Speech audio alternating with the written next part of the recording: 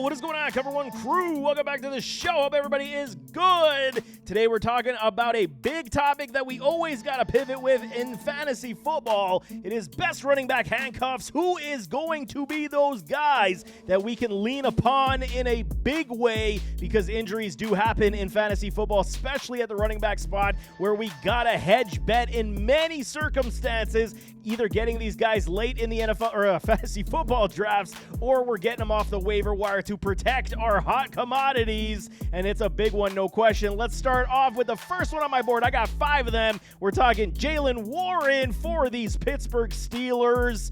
And okay, is he really, an unknown commodity as a handcuff now? No. And is it more so a tandem than it is necessarily true handcuff appeal? No, probably not. But at least we got to put him on this board, because there is, sense that, with this new look Steelers team with Russell Wilson and Justin Fields, Pickens and Roman Wilson to anchor the pass attack, added pieces on the offensive line should allow the Steelers to get back to this run attack in a very big way, okay? And while Warren has definitely shown to be already extremely effective in this offense, I mean, this is the last kick in the can you want to believe for Najee to showcase that he's still welcome in Pittsburgh, or Jaylen Warren could be the guy to take over this backfield for seasons to come later on. I do like it a lot. Like I said, it could be a tandem backfield already now that, how we saw it go from last season, but I still believe Najee has a lot left in the tank. There is, rumors suggesting he did drop quite a bit of weight and should be able to at least showcase the fact getting back to the old Najee Harris that we know, going back to the Bama days. And if Najee does go down, Warren's definitely going to take that lion's share of the role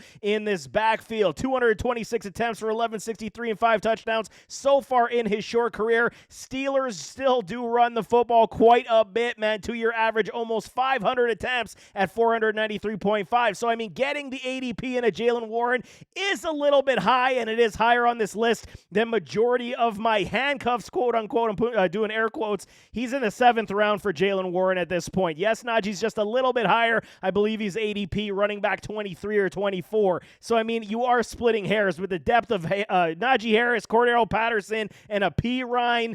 They're going to likely use Patterson and gimmicks here and there, but it is going to be Najee. It is going to be Jaylen Warren. And if anything does happen to Najee Harris, you're getting a massive volume uptick in a Jaylen Warren. So he's definitely one that we got to get on our board. No question about it as a running back handcuff. Next one we got is Trey Benson, rookie. We're talking Arizona Cardinals. We know what is going down. The Cards are in the midst of, the changeover on the entire offensive side, trying to revamp this team, rebuild it. Now Kyler is back from his injury like we saw last year. Now they can pick up where they left off. Kyler looked good last year, so we'll see how it does keep going. Adding guys like Marvin Harrison Jr. to add with Trey McBride in the pass game, absolutely stellar. And then adding a speedy look to this running back room and this run game in Trey Benson. It's just going to bring a different dynamic to this offense, where you could have something of a little thunder and lightning to go in this offense. I like it a lot. I'm a big Trey Benson supporter, and I think that he could be one of the better running backs coming out of this draft. Obviously, everyone knows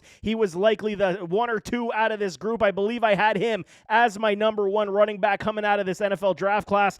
It's not saying a whole heck of a lot, because the running back class coming from this draft wasn't, overly abundant with elite talent, but there is good quality running backs to be had in this draft. And okay, many of you are going to come to appreciate the fact that Connor has spent a lot of his days in the medical room throughout his NFL career and tenure.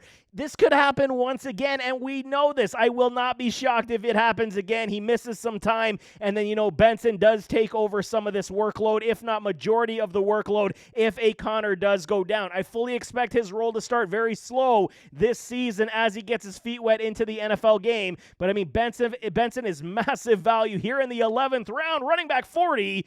And, okay, the Cardinals 452.5 rush attempts over the last 2 years. It's not on top-end levels, but it is still very good.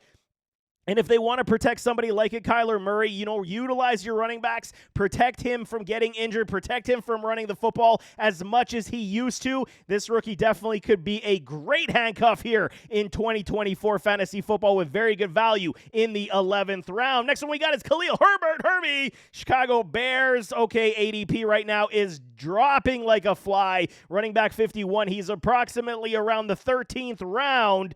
Okay, and the Bears running statistically, I mean, we're talking, 546 attempts average over the last 2 years, and that aids in the fact of a Justin Fields. Yes, they got Caleb Williams, so he will also run because he is capable of being a mobile quarterback. Herbert has put up some very good stats so far in his career, 364 attempts for 1775 and 8 rushing touchdowns. He's been good, and I think, he's been slept on quite a bit. Injuries did derail him last year as well, but the added depth with a DeAndre Swift, Roschon Johnson, Travis Homer, you got good, capable running backs here. What are the Bears going to do? I mean, they're in something of a transition, like we know. Adding superstar Caleb Williams, like I'm saying, to be the franchise guy, adding DeAndre Swift, is absolutely going to pay dividends in this running back room. We absolutely know this, man. The question I have, who is going to take on the secondary duties in this backfield behind a guy like DeAndre Swift? This is the issue a lot of people have. My money early is going to be on Herbert. I do believe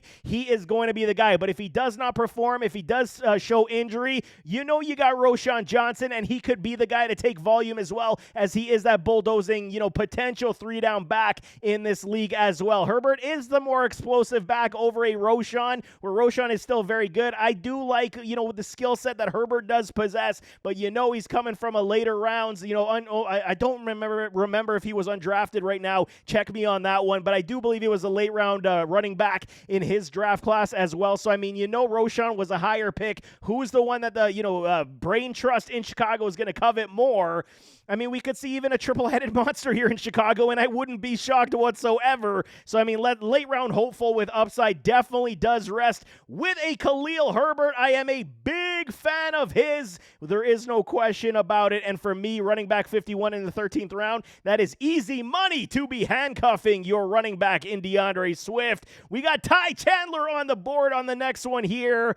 And while I'm extremely bullish on Aaron Jones here in this Vikings backfield, massive, I think it's a great move, and I think that he's, somewhat rejuvenated from last year. We saw last 5-6 games, he even mentioned he felt the healthiest he ever felt in his career, and that's saying a lot. Now, moving over to these Minnesota Vikings, I mean, Ty Chandler definitely proved he can be trusted to carry the load in many contests. So more likely a tandem approach here as well in Minnesota to either help out a Sam Darnold or rookie J.J. McCarthy, whoever's going to win that battle in preseason. Chandler would take on massive volume if something happens to an Aaron Jones also. So, I mean, we're familiar with the Jones history. I know you guys should be if you play fantasy football. He spends a lot of time in that medical room also. So it's not a stretch to believe that he could, and we might see him on the sidelines at some point, where a Ty Chandler has showcased the fact that he can handle a heavy workload and be very, multi-dimensional. You do want to say he's okay in the pass game, not as good as Aaron Jones,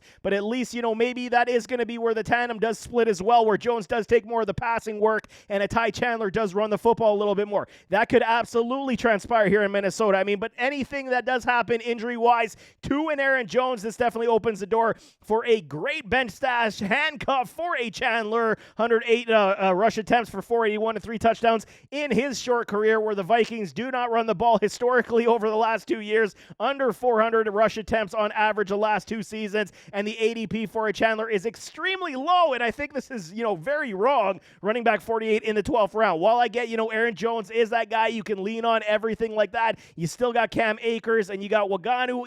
What are you going to do in this backfield? Akers, maybe he's still coming off that injury, but I do believe it is Ty Chandler, it is Aaron Jones, and he's going to be an absolute great handcuff for you here this season if anything does happen to an Aaron Jones. Last one we got is Blake Corum, LA Rams, and I mean, okay, we know what's going down in LA with the stud Kyren Williams. Williams showcased the fact that he could be one of the most productive backs in all of fantasy football last season, but that injury and sending to IR put a lot of fear in many people. Can he carry a full workload here in the backfield for the LA Rams? Was he overworked last season, caused his injuries, potentially overworked? Blake Corum comes in, and he could be a great bench get for you with massive upside, playing similar, style and characteristics like a Kyren Williams. Corum should fit like like a glove in this offense with head coach McVay. I think it's going to be absolutely phenomenal. Both these running backs, Williams and Corum, they are very similar skill sets, very similar in likeness, how they play football, how they run the football, how they catch the football. And I mean, seeing his ADP absolutely rise over the last couple months because of the landing spot with the LA Rams does not surprise me whatsoever. And I mean, he's going to be great if Williams does go down. We never cheer for injuries, but he could absolutely be a guy we could trust in this backfield to get the job done. Running back 42 in the 11th round. You got Kyren Williams, you got Scott, and you got Evans. It's not a great heaping of guys to beat out for a Blake Corum at this point. So, I mean, running back 2 duties to play the spell back early on. We could absolutely see that from a Blake Corum. Running back 42 in the 11th round. Sign me up all freaking day long because I absolutely love all of these handcuffs. But there you have it. That is 2024 fantasy football running back handcuffs that we got to get on board with. We can absolutely take them in the fantasy football drafts, hold them down as a bench stash, and hope for the best. Even if you're drafting any of the other running backs that should be the potential or perennial starters for these clubs, and you handcuff them by keeping a guy on your bench from one of these guys on this list, is definitely something I'm recommending without question. Later rounds, you can absolutely snag them, if not on the waiver wire, as the season does go on. But there you have it. Nevertheless, as always, don't forget to hit that like button, hit that subscribe button, jump in those comments, give me your thoughts. Which one are you taking? You like any of these handcuffs? Throw it in the comments who you guys are taking. But we'll see you next time. I am out.